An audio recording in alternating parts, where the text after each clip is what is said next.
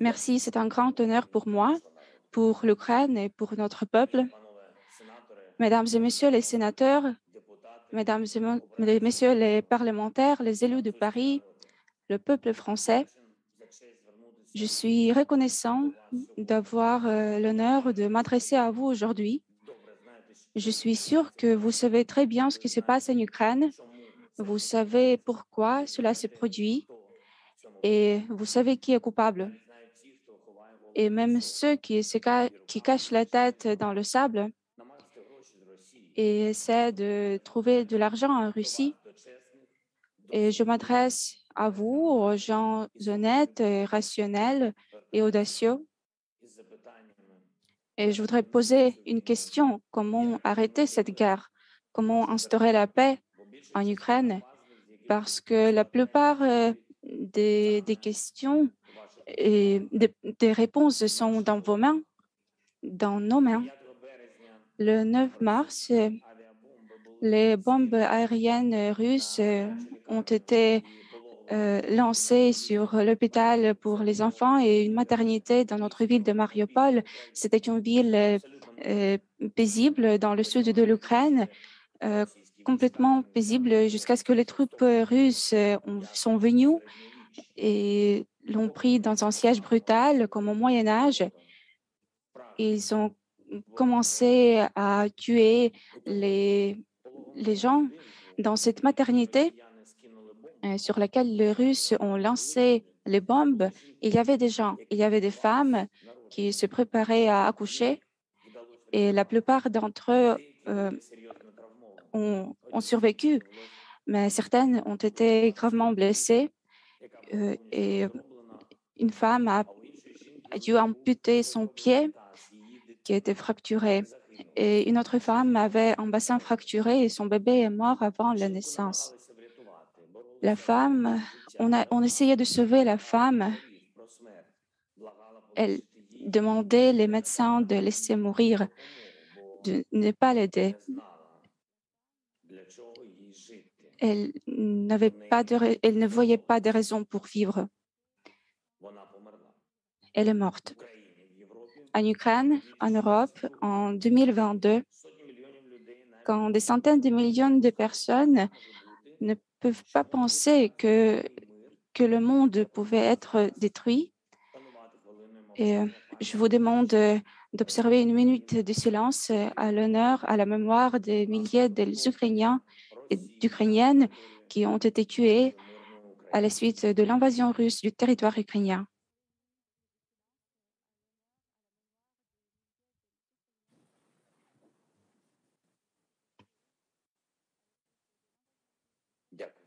Merci. Après des semaines d'invasion russe, Mariupol et d'autres villes ukrainiennes frappées par l'occupant rappellent les ruines de Verdun, comme sur les photos de la Première Guerre mondiale que chacun et chacune a vu. L'armée russe ne distingue pas les objets qu'ils ciblent, ils détruisent tout, les quartiers résidentiels, les hôpitaux, les écoles, les universités, tout. Ils brûlent les entrepôts de nourriture et de médicaments, ils brûlent tout. Ils ne prennent pas en compte les concepts de crimes de guerre ou les obligations sous les conventions. Ils ont apporté la terreur sur le sol ukrainien et chacun de vous en est conscient. Vous avez toutes les informations, tout est disponible, tous les faits sur les femmes violées par les militaires russes dans les zones temporairement occupées, sur les réfugiés qu'ils tuent sur les routes, sur les journalistes qu'ils tuent, sachant exactement que ce sont des journalistes, sur les anciens qui ont survécu l'Holocauste et sont maintenant obligés de fuir dans les abris anti-bombes des frappes russes. L'Europe n'a pas vu, depuis 80 ans, l'Europe n'a pas vu ce qui se passe en Ukraine. Il y a des gens désespérés qui supplient de mourir.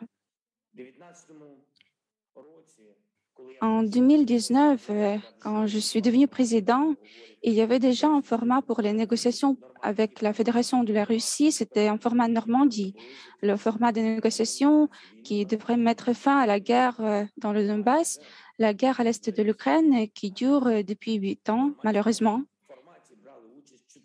Et 4 États ont participé au format Normandie, l'Ukraine, la Russie, l'Allemagne et la France. 4, mais ils représentaient tout le monde entier, les positions du monde entier, toutes les positions. Quelqu'un l'a soutenu et quelqu'un essayait de retarder le processus et il voulait le perturber, mais il semblait important que le monde soit toujours à cette table Normandie. Et quand il y avait des résultats des négociations, quand nous avons réussi à libérer les gens de la captivité, quand nous avons pu négocier certaines décisions en 2019, c'était une bouffée d'air frais, comme une lueur d'espoir, l'espoir que les conversations avec la Russie peuvent aider, que les dirigeants de la Russie peuvent être persuadés par les paroles que Moscou peut choisir la paix. Mais le 24 février est venu, le jour qui a barré tous les efforts.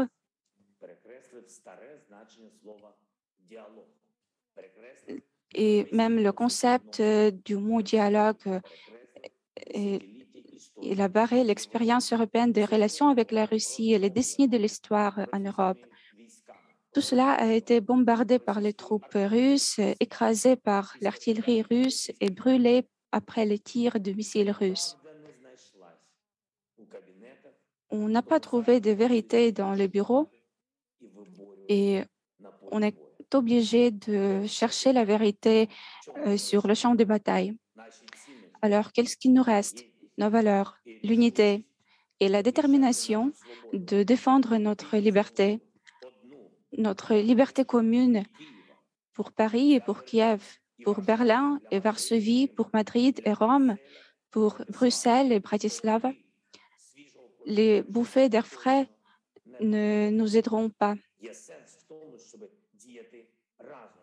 Et nous devons agir ensemble, faire la pression ensemble pour faire la Russie à chercher la paix. Mesdames et messieurs, le peuple français, le 24 février, le peuple ukrainien s'est uni et aujourd'hui, nous n'avons plus ni de représentants de droite ni de représentants de gauche. Nous ne faisons pas attention à ce qui représente le pouvoir et la coalition et l'opposition. Et on pense de l'instauration de la paix pour protéger notre pays. Nous sommes reconnaissants à la France, que la France nous aide. Nous sommes très reconnaissants pour les efforts du président Macron qui a fait preuve d'un véritable leadership. Nous communiquons constamment avec lui, nous coordonnons nos pas et les Ukrainiens voient que la France apprécie également la vérité et vous la protégez. Vous savez ce que c'est la liberté, l'égalité, la fraternité. Et chaque parole est importante pour vous. Je le sens et les Ukrainiens le ressentent. Et nous attendons de la France, de votre leadership, que vous puissiez faire en sorte que la Russie cherche la paix pour mettre fin à cette guerre contre la liberté, contre l'égalité, contre la fraternité, contre tout ce qui a rendu l'Europe unie et libre et diverse. Nous attendons de la France, de votre leadership, la restauration de l'intégrité territoriale de l'Ukraine. On peut le faire ensemble. Et s'il y a ceux qui ont des doutes entre les personnes présentes, alors je peux vous dire que votre peuple est sûr, comme tous les autres peuples de l'Europe. Et pendant la présidence française de l'Union européenne, une décision mûrie sera prise sur l'adhésion de l'Ukraine à l'Union européenne, une décision historique, à un moment historique, comme cela a toujours été le cas dans l'histoire du peuple français. Mesdames et messieurs, le peuple français, demain sera un mois que les Ukrainiens se battent pour leur vie et leur liberté, que notre armée s'oppose de manière héroïque aux forces supérieures de la Russie. Nous avons besoin d'aide, encore plus d'aide, plus de soutien pour que la liberté ne perde pas. Elle doit être bien armée. Les chars, les armes anti-chars, les avions de combat, la défense aérienne, vous pouvez nous aider. Nous en avons besoin. Vous pouvez, pour que la liberté ne perde pas, le monde doit la soutenir avec des sanctions contre l'agresseur. Chaque semaine, un nouveau paquet de sanctions. Les entreprises françaises doivent quitter le marché russe. Renault, Auchan, Leroy Merlin et autres, ils doivent cesser d'être les sponsors de la machine de guerre de la Russie. Les- Ils doivent arrêter de financer le meurtre d'enfants et de femmes, le viol. Tout le monde va se rappeler que les valeurs valent plus que les bénéfices. Et nous devons déjà penser de l'avenir, de la façon dont nous allons vivre après la guerre. Il faut des garanties sûres que la sécurité sera inébranlable et que les guerres ne seront plus possibles dans ce monde. Nous créons ce système de garantie, un nouveau système de sécurité où la France aura un rôle de premier plan pour que personne ne devrait jamais implorer la mort, pour que les gens vivent leur vie et pour qu'on dise adieu, pas sous les bombes, pas en état de guerre, mais quand l'heure vient, avec la dignité, parce que nous devons vivre pour être respectés, euh, pour qu'on te dise au revoir, comme la France a dit au revoir à Belmondo. Merci la France et gloire à l'Ukraine.